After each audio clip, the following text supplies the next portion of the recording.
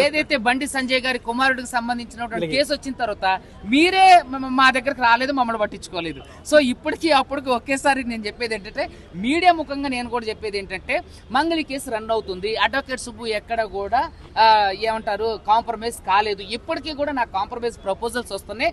అయినా సరే చాలా మంది మీరు చూశారు, ఏదైతే మంగళి కేసులో బట్టలు దించుకొని అరిచి గొగ్గోలు పెట్టినటువంటి వ్యక్తులు ఎవరున్నారో వాళ్ళందరూ కూడా సైలెంట్ అయ్యారు. కానీ నేను ప్రతి స్థాయిలో ప్రతి వేదిక మీద నేను మాట్లాడుతూనే వస్తున్నా. అడ్వకేట్ సుబ్బు ఎప్పుడు కూడా మంగళి కేసు నీరుగార్చలేదు. అడ్వకేట్ సుబ్బు ఎప్పుడు కూడా ఈ కేసులో కాంప్రమైజ్ కాలేదు. ఏదైతే బండి సంజయ్ కుమారుడు కేసు వచ్చిందో దాని తర్వాత మీడియా అటెన్షన్ అటు డైవర్ట్ అయింది తప్ప అడ్వకేట్ సుబ్బు అప్పటి నుంచి కూడా సోషల్ మీడియా కానివ్వండి, నా ఇన్స్టాగ్రామ్ లో కానివ్వండి, నేను వీడియోలు పోస్ట్ చేస్తూనే వస్తున్నా.